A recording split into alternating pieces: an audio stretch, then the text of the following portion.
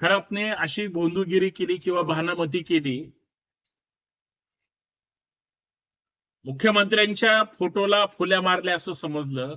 अजून कोण बडा नेता आहे त्यांच्या फोटोला फुल्या मारल्या असं समजलं. अजित पवारांचा फोटो सुद्धा रोहित पवारांनी सांगितला. अजित पवारांच्याच बंगल्यावर सुद्धा ते काळी जादू, बाहुली, भानामती वगैरे सारखा प्रकार केला गेला. म्हणजे एखाद्या कुटुंबाला संपवण्यासाठी किंवा भोंदूगिरीचा वापर मुक्काम पोस्ट नाशिक व्हाया अशोक खरात मार्गे हा जर केला असेल आणि याच्यावर कुणीच बोलत नसेल. बरेच महिला नेत्या अशोक खरात प्रकरणावर बोलतात किंवा ज्यांना मुख्यमंत्र्यांबद्दल प्रेम आहे, जे नेहमी मुख्यमंत्र्यांचं कौतुक करतात, या कुणालाच फोटोला फुल्या मारल्यात किंवा मुख्यमंत्र्यांबद्दल असं घडतंय याच्याबद्दल कुणीच म्हणजे त्यांच्या पक्षाचा आमदार वगैरे किंवा पदाधिकारी यांना कुणालाच असं वाटत नाही की पोलिसांना सांगून या प्रकरणाची खरं तर चौकशीच केली गेली पाहिजे. अरे काय चाललंय महाराष्ट्रामध्ये? अंधश्रद्धा विरोधी कायदे कडक, सुट्टी नाही तिथं आरोपीला, आणि सरकारचीच माणसं त्याच्यामध्ये सहभागी आहेत, प्रशासनातली. आज मी आता पाहत होतो IAS महिला अधिकारी अशोक खरातच्या संपर्कात होत्या. IPS आणि वरिष्ठ महिला पोलीस अधिकारी खरातच्या संपर्कात होते. अरे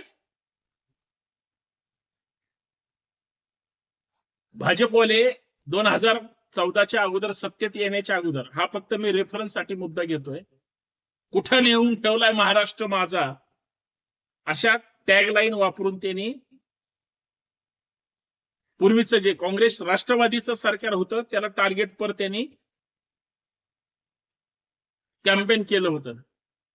आज काय बोलायचं? बाकी राजकारण हा मुद्दा सोडून द्या.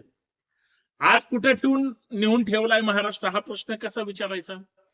बर, सगळ्यात हाईट गोष्ट म्हणजे खरातची बायको, जी खरातची बिझनेस पार्टनर आहे, जशी लाईफ पार्टनर आहे तशीच.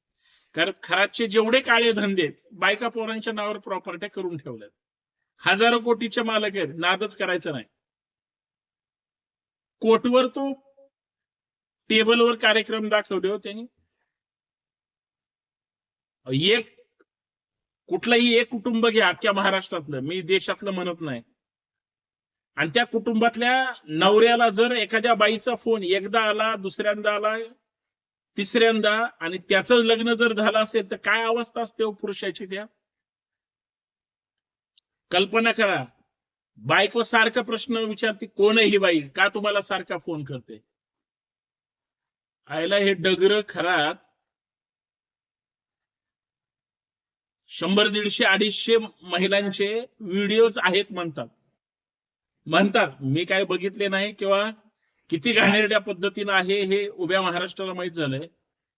म्हणजे या सगळ्यांचे फोन पण येत असतील खरात, किंवा त्याचा PA जाधवच्या अंगलात आलं म्हणून त्यानं काही व्हिडिओ शूटिंग केले, तेवढे 58 व्हिडिओ जवळपास बाहेर आले.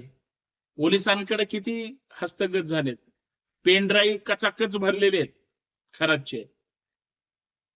100% सगळ्या महिलांना ब्लॅकमेल करत होता. एकही महिला रडत नव्हती किंवा दुःखी नव्हती, सगळ्या सोयीने गेल्यात असं सगळे चित्र दिसतात. बाकी पोलीस तपास करतील, गुन्हे दाखल झालेत, त्याला खरातला फाशी झाली पाहिजे. परंतु हे सगळं करण्यासाठी बायकोचा सपोर्ट होता की नाही? आणि इथं फोन आल्या तरी बायका 100 प्रश्न विचारतात. हा तर एवढा लपडेबाज होता, बायकोने गप्प बसून समर्थन दिलं का? 100% दिलं. त्याच्या सगळ्या वाईट कामामध्ये बायको सहभागी आहे. अहो, नाशिकचा डेप्युटी कलेक्टर आणि खरातची बायको हे बिझनेस पार्टनर आहे. कुठं नेऊन ठेवलाय महाराष्ट्र माझा? आणि असं असताना या मुद्द्यावर चकार शब्द कोण करत नाही, याला काय धंदा आहे? मला त्या धर्मरक्षकांची किंवा हिंदुत्ववाद्यांची म्हणजे इथं फक्त रेफरन्ससाठी वापरतोय. पुण्यामध्ये पण आज मोर्चा झाला, त्या पडळकरांनी काढलाय हिंदूंच्या रक्षणासाठी. चांगली गोष्ट आहे. खरातनं ज्या 100, 200, 150 काय ज्या महिला आहेत त्यांचं लैंगिक शोषण केलं, त्यांच्यावर अत्याचार केले, दबाव टाकले, भीती दाखवली, त्यांना आर्थिक दृष्ट्या लुटलं, शारीरिक दृष्ट्या लुटलं, त्या सगळ्या महिला हिंदू आहेत. तिथं काय हे मोर्चे आणि खरातच्या विरोधात काही बोलत नाहीत. म्हणजे विचार करा बरं का तुम्ही. मी विचार करण्यासाठी हा मुद्दा आणलाय. राजकारण मला या खरात प्रकरणात आणायचंच नाही, पण खरात जर नालायक असेल तर त्याला गप्प बसून समर्थन देऊ नका, हा माझा प्रश्न आहे. अजून महत्वाचा शेवटचा मुद्दा, खरातची बायको पोलिसांच्या चौकशीला गेली आणि नंतर पोरग पण गेलं, पोरगही अचानक गायब झाला आणि बायको पण गायब झाली. पोलिसांनी कसं काय यांना जाऊ दिलं?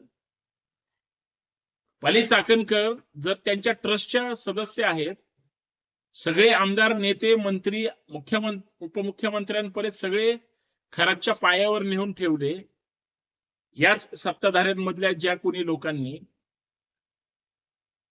पोलीस 100% त्यांना वाचवण्याचा प्रयत्न करणार, माझा शब्द लिहून ठेवा कुठंतरी.